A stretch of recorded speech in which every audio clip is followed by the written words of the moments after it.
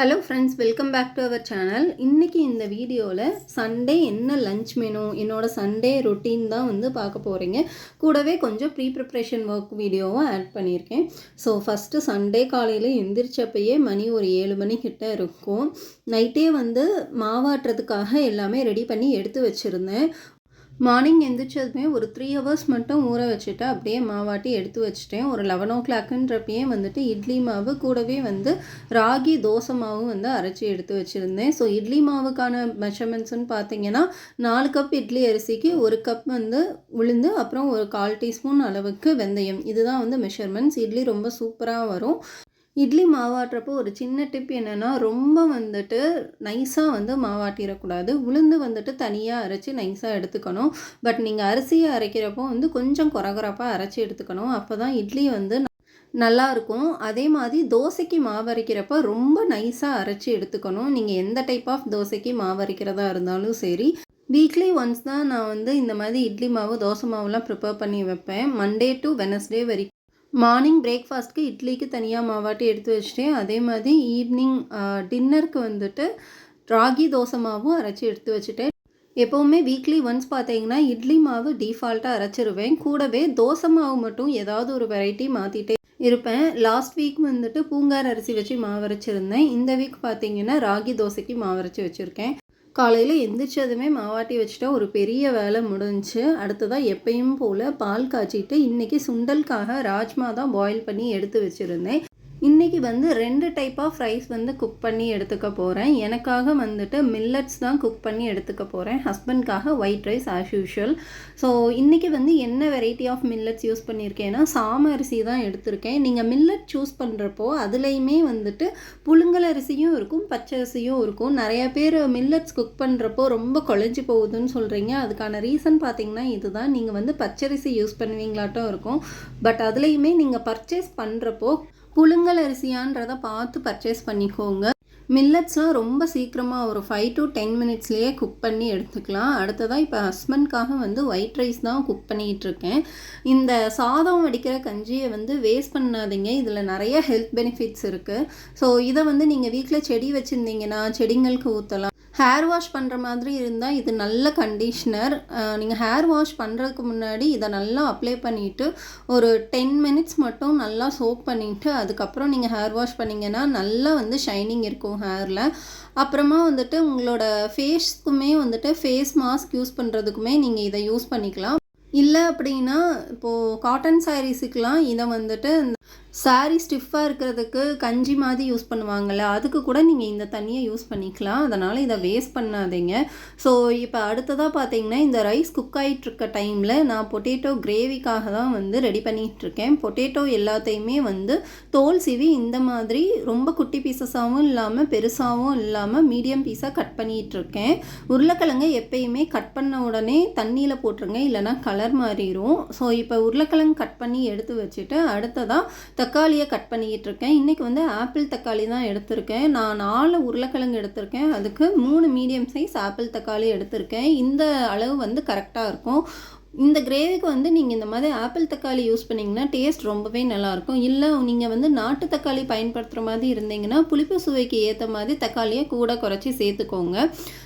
இந்த கிரேவி பார்த்தீங்கன்னா சாதத்துக்கும் நல்லாயிருக்கும், இட்லி தோசைக்குமே நல்லாயிருக்கும். அடுத்ததாக பார்த்தீங்கன்னா பூரி சப்பாத்தி எல்லாத்துக்குமே ரொம்பவே பெஸ்ட்டு காம்போவாக இருக்கும். ஸோ இப்போ ஒரு பேனில் வந்து ஒரு கிளாஸ் அளவுக்கு தண்ணி சேர்த்துட்டு கட் பண்ணி வச்சுருந்த உருளைக்கிழங்கை சேர்த்துக்கலாம். இப்போ அது குக் ஆகுறதுக்கு ஒரு 10 மினிட்ஸ் ஆகும். அந்த டைமில் இந்த கிரேவிக்கு தேவையான மசாலாவை ப்ரிப்பேர் பண்ணிக்கலாம். ஒரு மிக்ஸி ஜாரில் கட் பண்ணி வச்சுருந்த தக்காளி சேர்த்துருக்கேன், 4 முந்திரி பருப்பு, 1/2 டீஸ்பூன் சோம்பு, 1/2 டீஸ்பூன் சீரகம், 2 ஏலக்காய், அப்புறம் கொஞ்சமாக தேங்காய் எல்லாத்தையுமே சேர்த்துட்டு தண்ணி சேர்க்காமல் அரைச்சி எடுத்துகிட்டு வந்திருக்கேன். ஏன்னா தக்காளியில் உள்ள தண்ணியே கரெக்டாக இருக்கும்.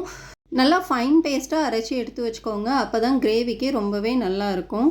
ஸோ இப்போ இந்த உருளைக்கிழங்கும் வந்துட்டு சைட் பை சைடு ஒரு 5 to 10 மினிட்ஸ் தான் நல்லாவே வந்து குக் ஆயிருச்சு. இப்போ நம்ம கிரேவி செய்ய ஸ்டார்ட் பண்ணிடலாம். ஒரு பேன் வச்சுக்கலாம். நான் வந்து இன்றைக்கி ஒரு டீஸ்பூன் அளவுக்கு பட்டர் சேர்த்துருக்கேன். லாஸ்ட் வீக்லேயே வந்து ப்ரிப்பேர் பண்ண பட்டர் தான் சேர்த்துருக்கேன். இப்போ இதில் 1 டீஸ்பூன் சோம்பு, 1 டீஸ்பூன் சீரகம், 1 பிரிஞ்சி இலை, கொஞ்சம் போல் பட்டை, அப்புறம் நம்ம ஆல்ரெடி குக் பண்ணி வச்சுருந்த உருளைக்கிழங்கு எல்லாத்தையுமே சேர்த்துட்டு ஸ்லோ ஃப்ளேம்லேயே வச்சு நல்லா வதக்கிக்கலாம். இந்த பட்டர், மசாலா, உருளைக்கிழங்கு எல்லாமே வந்து குக் ஆகிறப்ப டேஸ்ட் சூப்பராக இருக்கும்.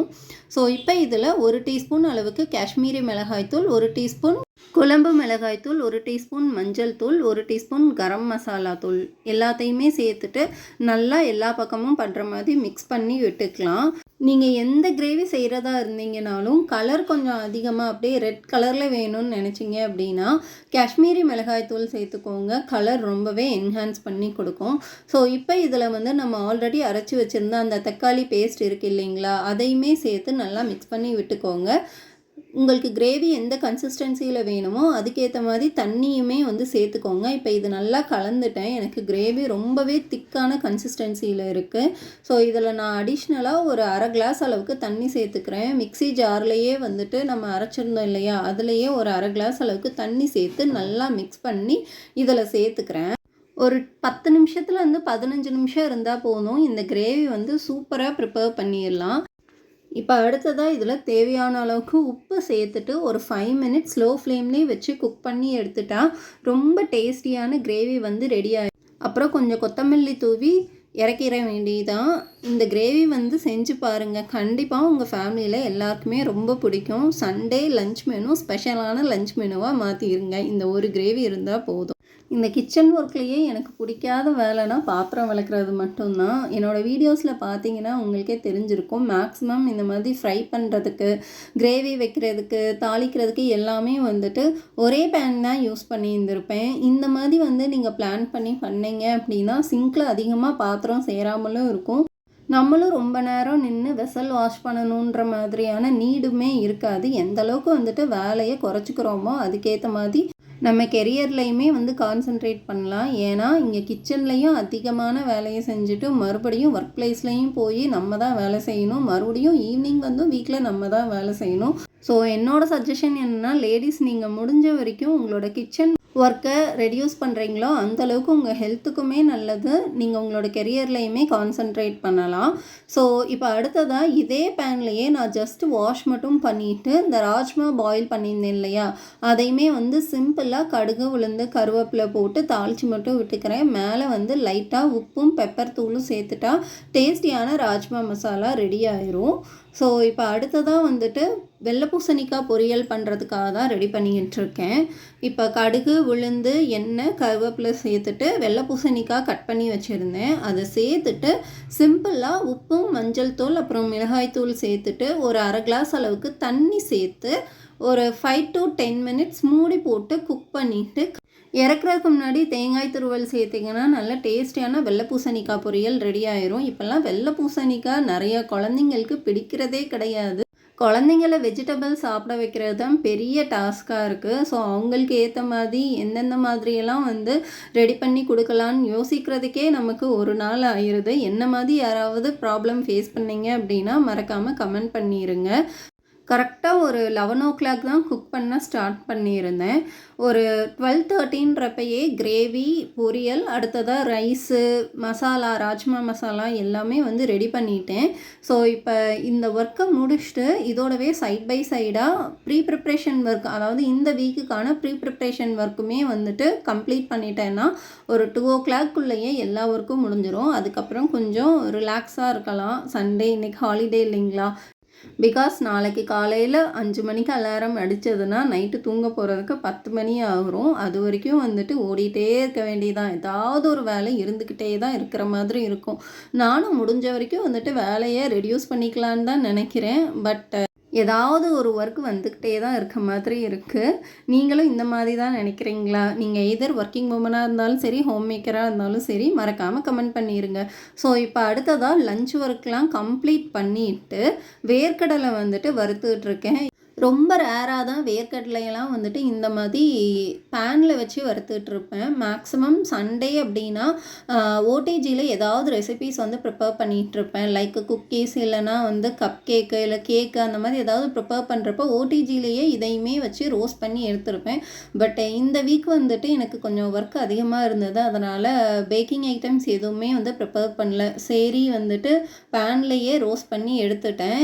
எனக்கு வந்துட்டு ஸ்நாக்ஸ் இதுதான். வீக்லி ஒன்ஸ் வந்துட்டு வேர்க்கடலை வறுத்து வச்சிடணும். கூடவே ஏதாவது ஒரு சீட்ஸும் வறுத்து வச்சுருவேன். ஸோ இப்போ அடுத்ததாக ரொம்ப ரொம்ப ஸ்பெஷலான ஆந்திரா பருப்பு பொடி ரெசிபி தான் உங்களோட ஷேர் பண்ணிக்க போகிறேன்.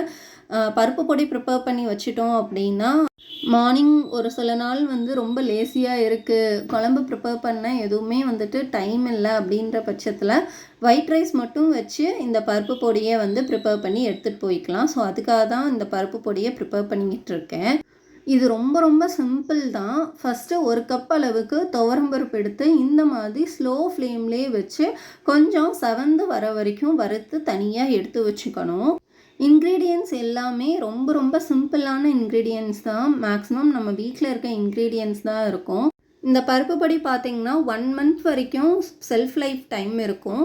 நீங்கள் 1 மந்த்துக்கு மேலே யூஸ் பண்ணுற மாதிரி இருந்தீங்கன்னா ஃப்ரிட்ஜில் வச்சு ஸ்டோர் பண்ணி எடுத்துக்கலாம். இப்போ இந்த பருப்பு நல்லா வறுபட்டுருச்சு. இதை தட்டில் தனியாக எடுத்து வச்சிடலாம். இப்போ இதே பேன்லேயே ஒரு கப் அளவுக்கு பாசி பருப்பு எடுத்துக்கலாம். எல்லாமே வந்து ஈக்குவல் மெஷர்மெண்ட்ஸில் தான் எடுத்துக்கணும்.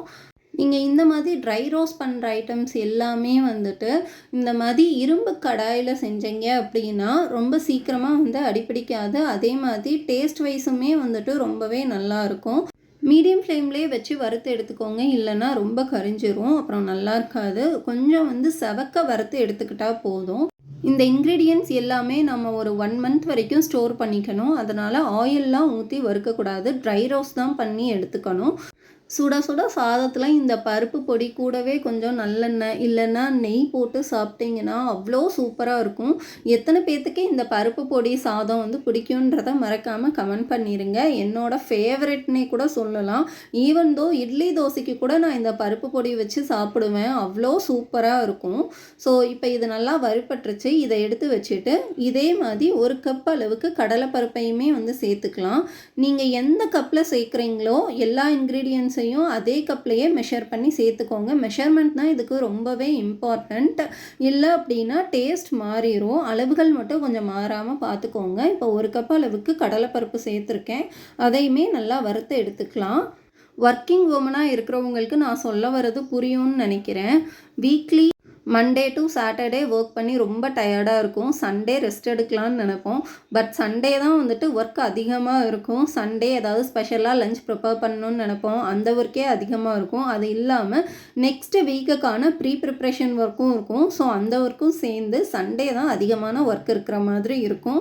எத்தனை பேர் வந்துட்டு இதை அக்ரி பண்ணுறீங்கன்னு மறக்காமல் கமெண்ட் பண்ணிடுங்க. இப்போ கடலைப்பருப்பும் நல்லா வறுபட்டுருச்சு. இதை எடுத்து வச்சுட்டு இப்போ இதே பேன்லேயே ஒரு கப் அளவுக்கு பொட்டுக்கடலையுமே வந்து சேர்த்துக்கலாம். பொட்டுக்கடலை கண்டிப்பாக சேர்த்துக்கோங்க. பொட்டுக்கடலை சேர்க்குறப்ப டேஸ்ட் ரொம்பவே நல்லா இருக்கும்.